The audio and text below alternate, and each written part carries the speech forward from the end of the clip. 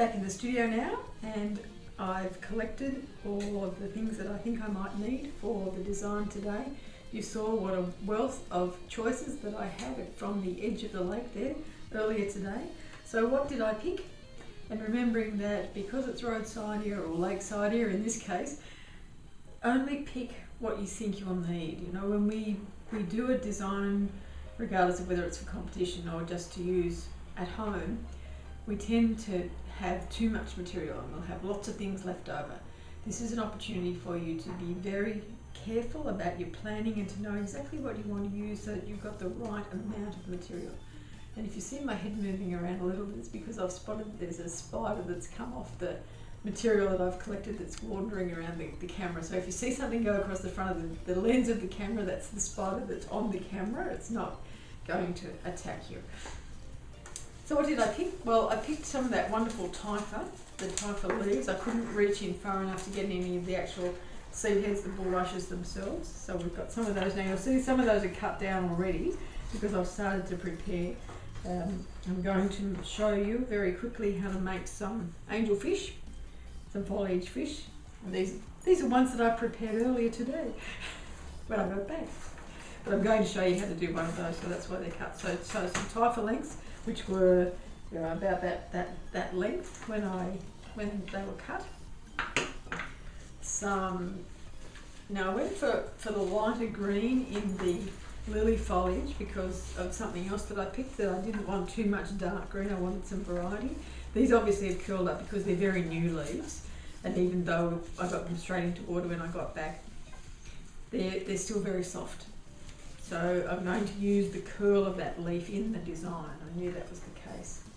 Some of the spent flowers from the lilies, we're going to trim those off. These are actually got quite a rough surface, so it gives it a little bit different texture. There's very smooth and shiny textures in most things that I've picked, so this is a nice little bit of roughness to go into the design as well. So a couple of those. There were some that were smooth, and I didn't pick those because I didn't want any more smooth surfaces in the design itself. Some of the actual flower heads, these won't last. So if you're going to pick, some of the things that you pick roadside here wise, they'll only be good for a day, only good for a few hours. So if you're looking for it to last for any length of time, just be aware of what you're actually picking. These are day lilies, so obviously they're only going to last for a day, but they're a nice bright burst of colour, and I'll put them back in the water rather than leave them loose. One nice big leaf, nice dark green one. Again, although it's the smooth and shiny surface, it's got some veining in it, so it gives you a little bit of different colour. It's a different shape to the others, and it's going to provide a background to my design. Now the design itself, I hadn't decided before I went out, but I just looked at what was there and thought I can use that, I can use that. Probably as you're starting out, a better idea to have a design in mind and then look for the materials that are going to work. The other thing that I picked, because I just thought they were quite fascinating, seed heads out of the grasses that are around the lake itself. So you would have seen them all around the edge of the lake. As I panned around the grasses, the native grasses, and mostly they had the flower spikes that were spent, but there are a few of these that are the seed heads, and I just thought they were pretty interesting looking items, and they're nice and sturdy, so they'll go into the design in some way. I just wanted to be able to use them because I quite like them, and they feel like they'd actually work quite well out of water, so they might be something that I could consider using out of a water source. Just keep pulling those back in the water for the time being. This, I probably should show you the bucket. This is a bucket that I use fairly extensively at the farm. So it has one of the often made marks of a farm bucket. There, so you can see the dog here has chewed the edge of it. Not my dog, I hasten to add, but one of the other dogs on the farm. And he decided that he particularly liked this bucket because it was blue, and so he took it for a bit of a walk around the home paddock for a while before I caught him and said, no, that's mine, bring it back. And he very kindly did. He's a good little dog, just gets bored sometimes, as I think many dogs do. Right. Now this is this is a Lazy Susan, a turntable mostly used on dining room tables to serve the food around the table. It's excellent as a design aid because what it allows you to do is move your design around and have a look at it from all angles so that you can see, particularly if you're working from above, you can see whether there are any holes or gaps in your design. That makes it much easier to get around the design and to keep it looking as good as it can be. Very readily available, and I would recommend it. They're I suppose expensive in some ways. This one was about 35 Australian dollars. It's a good timber one, easy movement, and it's quite heavy because I do a lot of heavy designs, so it's not going to move anywhere or get lost. I know that some of the others use a much bigger one because they do the wider designs, but I do the heavier designs, so this one suits me. Other things that we're going to use in the design, obviously a container. Now when you're doing designs where you're going to pick the material from your garden or from the roadside or from the lakeside in my case, think about the container, because the container doesn't have to be a bit of glass or porcelain or tin. It can be something else that naturally goes with the things that you've collected. And so to my mind, this design is going to look best in a shell. And so I've got some fabulous shells. But a shell is going to lend itself to this design. In this particular shell, I can stand a lot of different ways.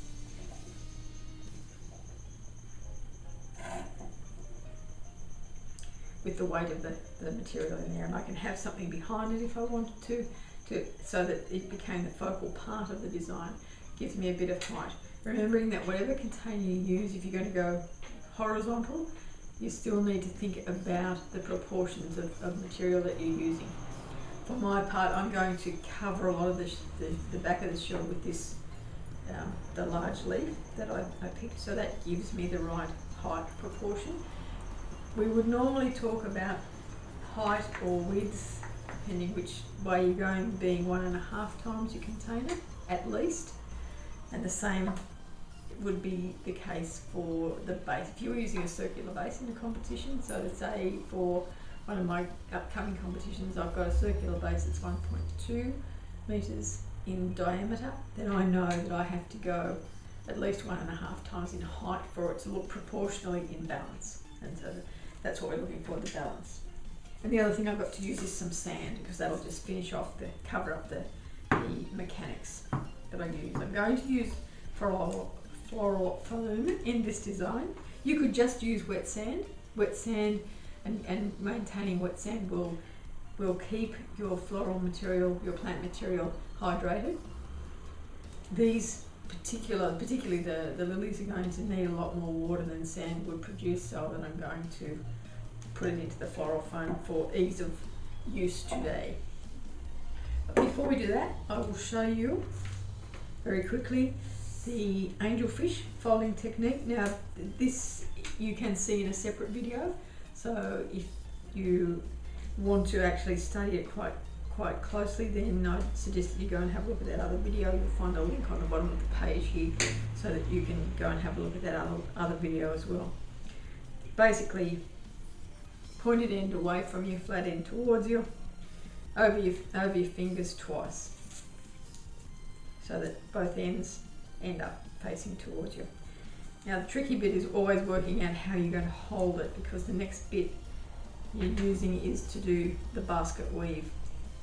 Starting with the pointy end under the first one and over the second one, and pull it through so that you've got an end that's about equal to the other side. And this is the bit where I go wrong more often than not. Under over means that we've got to go under this one and over this one. So under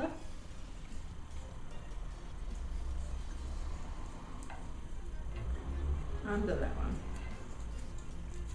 and over that one, and pull it reasonably tight because we're going to go round again. And now we want the basket weave pattern, so because we've gone under this one the first time round, we go over it now and under the other one that we went over. Same thing at the back, over and under.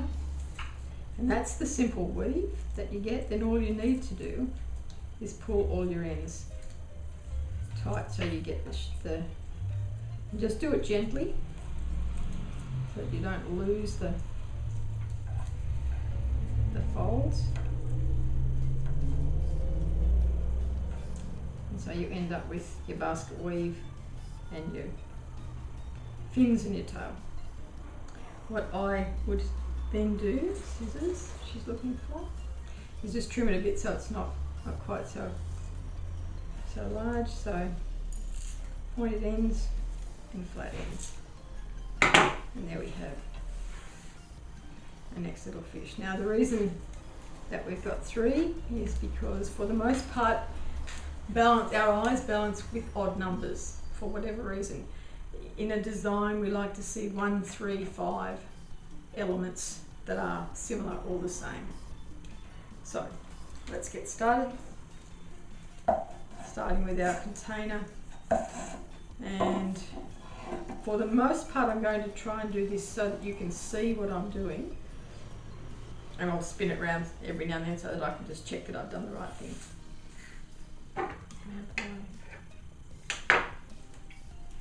What we're looking at an unusual shape in terms of the shell itself, so we have to think about what shape is going to appear for our final design so that the whole thing looks balanced. It doesn't look like there's a container and then there's some floral material added to it. We also don't want this container, whatever container you're using, to be dominant. So we have to make sure that we incorporate the container into the design as best we can, not have it container and then design on the top. As I said, I'm going to use floral foam. I've had that soaking. I've actually measured the piece and I've had it soaking. Remember that floral foam is designed to only use in one direction. So when you look at the foam, you'll see that often there's a brand name impressed across the top of it. That should always be the top. So if you need to cut your foam for any reason, then you would do that horizontally through the block if you wanted to lessen the depth of the block, because the cells of the material that make up the floral foam are designed to work in one direction. So when you put your plant material in, you need to have them going down into that cellular structure of the floral foam so that they are able to take up water. If you use it sideways or put your plant material in sideways, you'll find that it doesn't go in as easily and it often will crumble, and that's because you're breaking down the cell structure of the floral foam itself, and it also means that the material goes into your plant rather than allowing it to take in water. Now this is not going to balance quite the way I want, so I'm going to have to get probably another couple of shells to put underneath it because of the weight of that floral foam, and then when we actually start to put some material in, it's going to be even more heavy. So I'm going to get some shells. You could use rocks or pebbles or a bit of timber, anything else that enhances the look that you're trying to get. So here I am back again with some more shells, and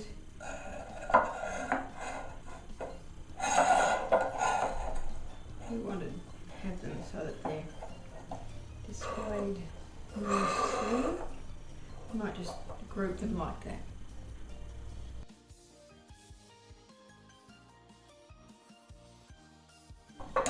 What I might do is get some driftwood that's going to hold it more steadily than the shells are going to do. Okay, here I am back with plan B and a bit of driftwood, or weathered wood in fact, to hold this shell the way I want it to sit. There we go. So it still looks part of the design, still a natural finish to the design, but going to give me that much more stability and have the foam facing the way I need it to actually put the material into the design. And I should have my bin here, but I've left that, so we won't worry about that for this part of the exercise. First thing to do is to put in your base foliage material, and for that we wanted to use this particular leaf. Now obviously it's way too big to use, because if I just use it as it is, it's going to cover up the whole of the shell and you won't see that. So what we'll do is trim down the stalk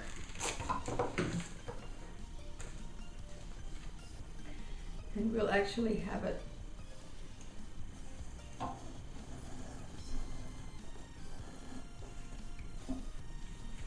so that it's in the water, but I can fold it in under the shell. You can see I'm having all kinds of problems with this today.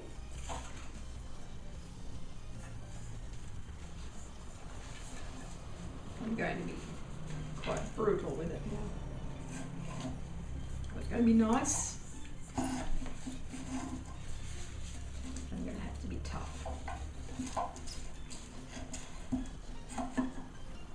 There we go. So basically that's tucked in under the shell, and it just gives me a nice cover of the shell, a little bit of sheltering for the design itself. Next I will put in something to give me a little bit of height.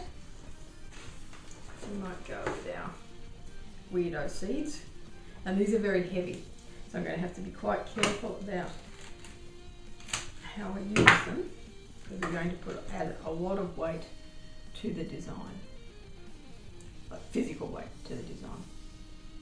So we need to get it somewhere where it's going to be the centre of gravity.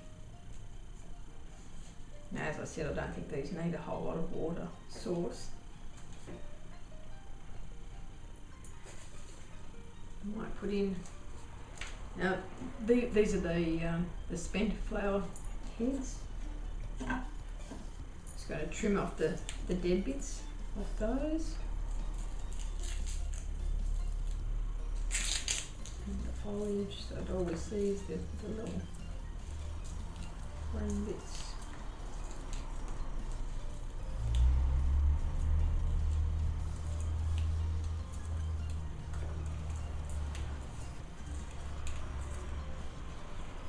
And what I could probably even do is actually cut them down into smaller sections and have them across the bottom there, which is what I will do.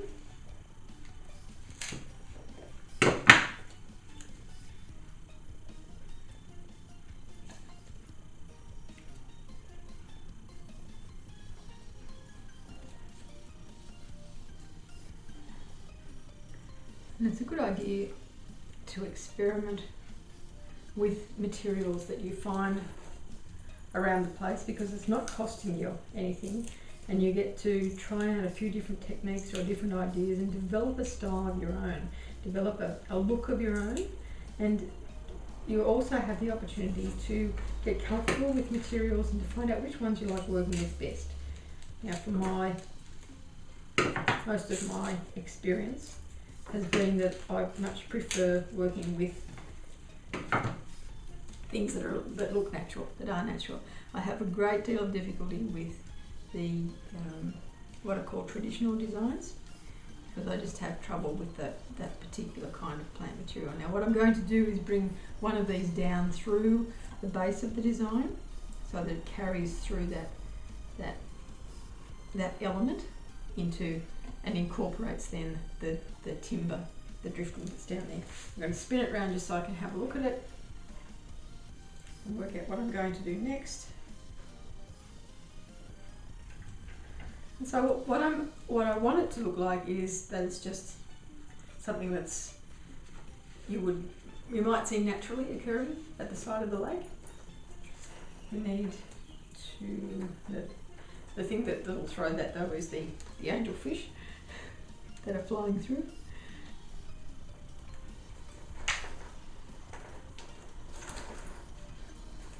What I will put into it now doesn't need a whole lot more. You'll find that you use less and less materials when you start to get comfortable with the way things look. know that less is more in most cases. And I'm going to use 3 bits of the Typha just at the back here to get a little bit more height. And spin it round so I can see if I just get the angle and the height right.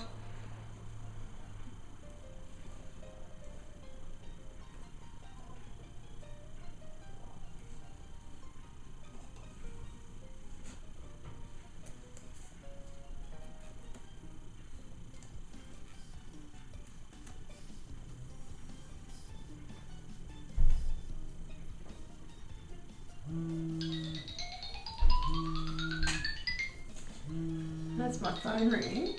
So I'm back yet again. That was a longer phone call than I expected it to be, but it's all good.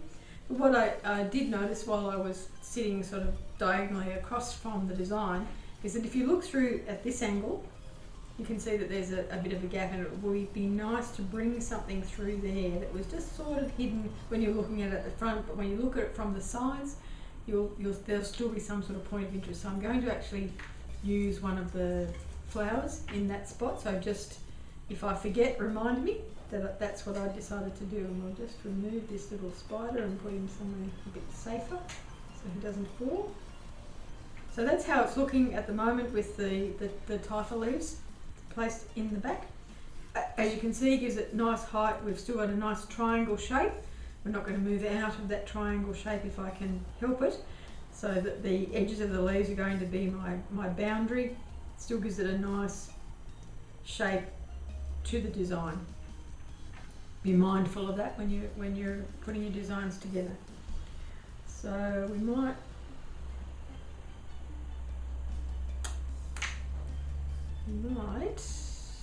well, actually what we might do there is put one of the fish in there. So I'll show you how that is going to happen. And then the last thing we'll do is put the flowers in, the feature flowers, and it'll be done. So for attaching the fish, I'm going to use some double-sided tape. And I'm just going to use one of the offcuts as its support. Make sure it's dry. Give the tape a good chance to stick. This is just from a craft store. It's a nice strong tape. I think it's used for scrapbooking. It's really, really strong adhesive on it.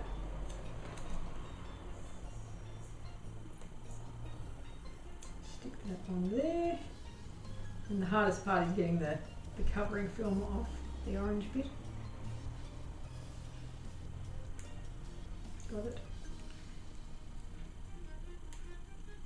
You can hear how tight that is. Which way will we have our fish swimming? Probably that way.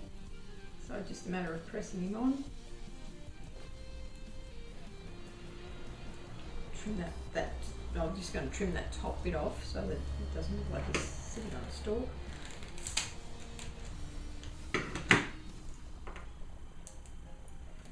And I'll just turn it around so I can get him in place properly.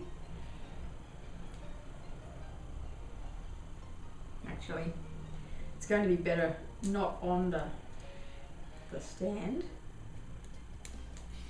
So we'll take it off the stand. I've still got the tape on there. I'm just going to glue him in onto the shell underneath. There we go, there's our bit of interest from the side. Won't detract from the front of the design because you can still see that there's something there, but it does come out a little bit from the triangle, but we're still probably within the bounds of a triangle. But does give you that interest through that side of the design. There we go, there's still the top part of our design. Now all that I need to do now is just put the feature flowers in this focal area here. Nice big bright bold bit of colour. I'm going to take off some of the spent edges of the flowers, but I'm going to leave the buds. I'm going to take off the the ones that are gone completely, but still leave the buds there. Trim it up a little bit.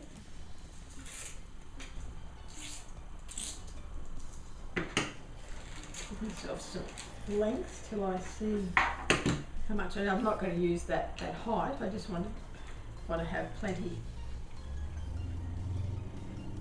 to use. I could use that height. I could have the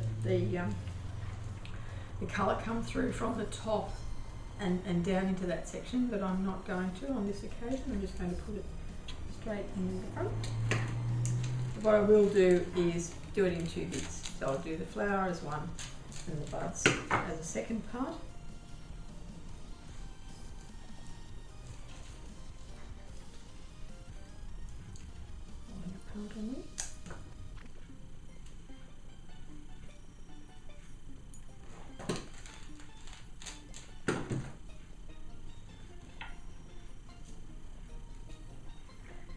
And there's our first of the focal area in.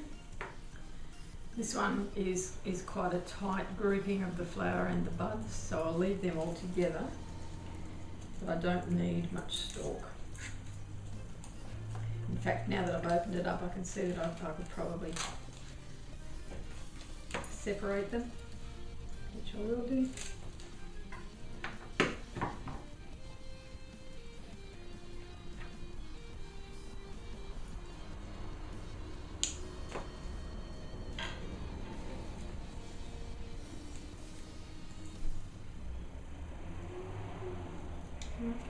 Do it. So we'll just use the buds, and you can see that I can separate all of those into their various little bits.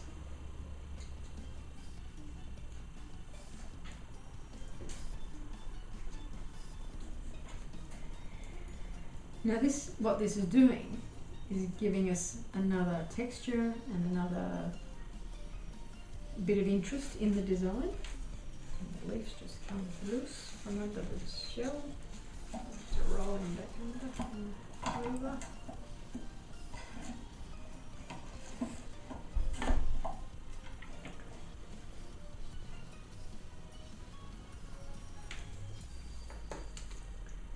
And this one is the most open of the flowers, and I will just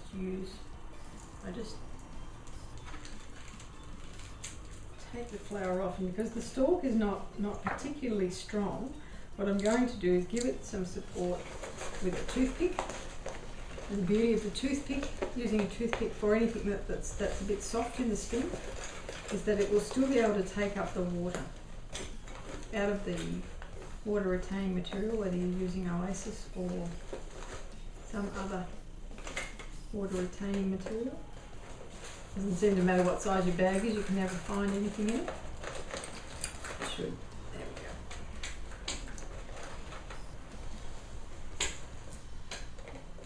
So, some toothpicks, and just insert it in through the stem. Gives you a nice solid base to work with that you can put into the foam, and as I said, the water will go up through the timber, and so your flower will still be able to feed. Very good for frangipanis. And you can see how easily that went in comparison to the other ones.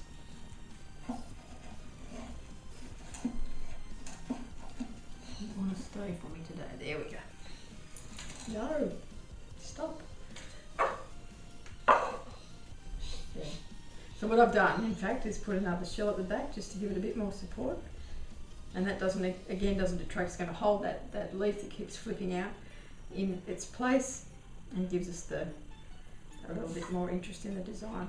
I'm just going to check now. That's how I want it to be. So it just looks like a little bit of the sea. It's got the little fish there, which is sort of caught underneath the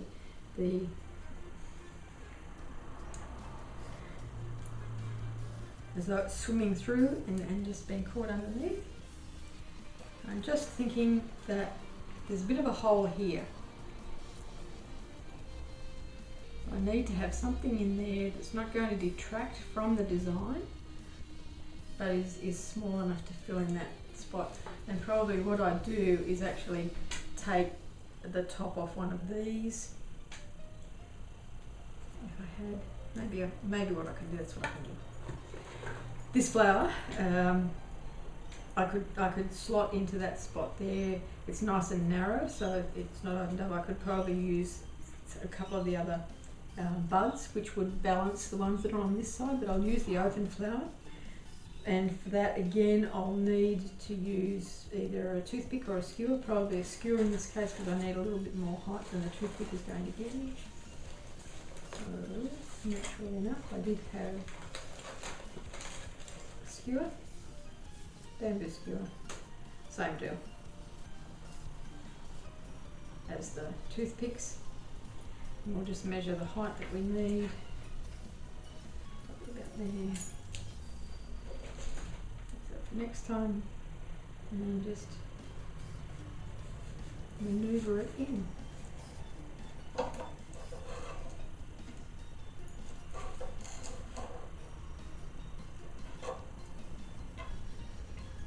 And there we have it.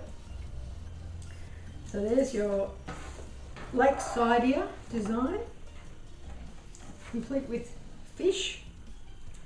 And even though we haven't used these in the design, if you placed it on a coaster or a mat or something like that, you could have those just sitting up against it as a little bit more of a feature, or at the front. Since you've gone to the effort of actually making them, people should see them and show off your skills whenever you can.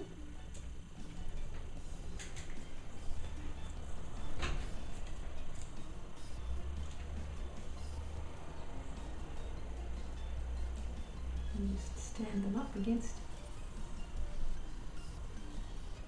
the leaf in some way. Finishing off, if you were going to place it on a board like this for display, whether it's at home or for competition, particularly if it's for competition, you want to make sure that your floral foam or your water retaining material can't be seen. So my suggestion would always be to use sand. You use something that is a natural product that will fit in with the display. And if you wanted to add a little bit of a feature to it, you put a little bit of sand at the front, so that it looks like, just finishes it off. What we want to ensure is that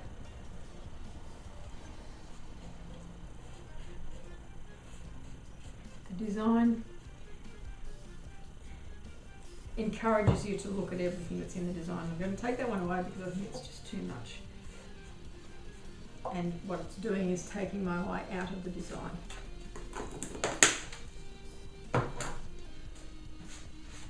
So there we have our lakesidia design complete. Just that little bit of sand at the bottom, finishing off the design, thinking about shape, height, proportion, the use of the foliage in a different way, not always putting it in exactly how you pick it from the garden or from your roadside collection. I hope you've found something that is of use to you in that design, and I look forward to presenting something else for you in a few days.